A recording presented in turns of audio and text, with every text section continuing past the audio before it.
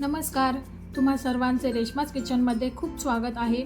तर आज मी तुम्हा सर्वांसाठी एकदम हिरव्यागार अशा पालकची वडी घेऊन आलेली आहे। त्यासाठी इथे एका मिक्सरच्या जारमध्ये मी 4 आल्याचे तुकडे, 4 हिरव्या मिरच्या, त्याचप्रमाणे 8-9 लसणाच्या पाकळ्या घेतलेल्या आहेत। आता याची पेस्ट तयार करून घेऊया। पालकची वडी करण्यासाठी इथे मी एक मोठी पालकची जुडी घेतलेली आहे।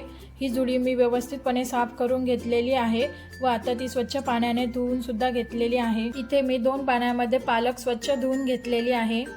तर आता पालक धुवून झाल्यानंतर एका चाळणीमध्ये मी ती पाणी निथळण्यासाठी काढून ठेवलेली आहे। पालकची वडी करायची आहे म्हणून मी इथे पालक एकदम छोटी छोटी अशी चिरून घेतलेली आहे। पालकच्या भाजीमध्ये भरपूर प्रमाणात आयर्न असते, ज्यामुळे आपल्याला ॲनिमियाचा धोका टाळता येतो। त्याचप्रमाणे पालकमध्ये कॅल्शियम असते, जे आपल्या हाडांना मजबूती देते, तसेच आपल्या मेंदूला चालना देते, जेणेकरून आपली स्मरणशक्ती सुद्धा वाढते। आपण सर्वांनी पालकच्या भाजीचा आपल्या आहारात नक्की समावेश करा। तुम्ही बघू शकता इथे सर्व पालक चिरून झालेली आहे।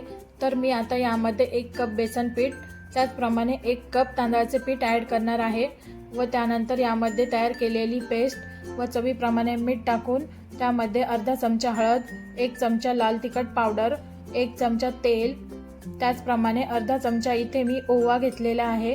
ओवा सुद्धा मी हातावर चोळून त्यामध्ये टाकणार आहे। ओवा टाकल्यानंतर इथे मी 1 मोठा चमचा सफेद तीळ टाकून आता हे सर्व व्यवस्थितपणे पालकमध्ये मिक्स करून घेऊया। सुरुवातीला इथे मी कुठेही पाण्याचा यूज केलेला नाही, कारण आपण पालक ही पाण्याने धुवून घेतलेली आहे, त्यामुळे पालकमध्ये पाण्याचा अंश आहे। ते मी अगदी थोडेसेच पाणी ॲड करून शेवटी मी 1/4 टीस्पून सोडा ॲड केलेला। एका स्टीलच्या ताटेला तेल लावल्यानंतर मी यावर सफेद तीळ स्प्रेड करून घेतलेले आहे व तयार केलेले पालक वडीचे सर्व बॅटर मी त्यावर पसरून घेणार आहे। इथे मी पाणी स्टीम होण्यासाठी ठेवलेले होते।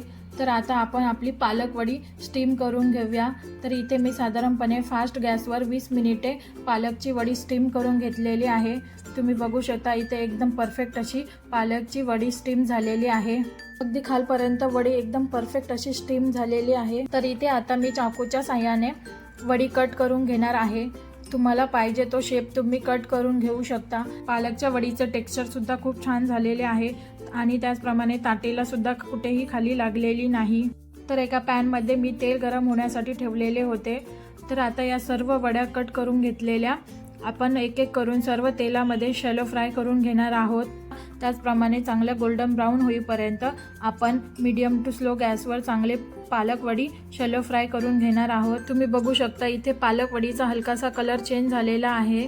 पालकची वडी दोन्ही साईडनी व्यवस्थितपणे शॅलो फ्राय करून झाल्यानंतर आता या वड्या मी एका झाऱ्याच्या सहाय्याने काढून घेणार आहे, जेणेकरून पालकच्या वडीमध्ये असलेले एक्स्ट्रा ऑइल खाली रिलीज होईल। अशा प्रकारे झटपट तयार होणाऱ्या त्याचप्रमाणे हेल्दी अशा पालकच्या वड्या गरमागरम खाण्यासाठी रेडी आहेत। तुम्हालाही जर माझ्या पालकच्या वड्या आवडल्या असतील तर रेश्माज किचनला लाईक, शेअर, सबस्क्राईब करायला विसरू नका। त्याचप्रमाणे तुम्ही इंस्टाग्रामला सुद्धा रेश्माज किचनला फॉलो करू शकता।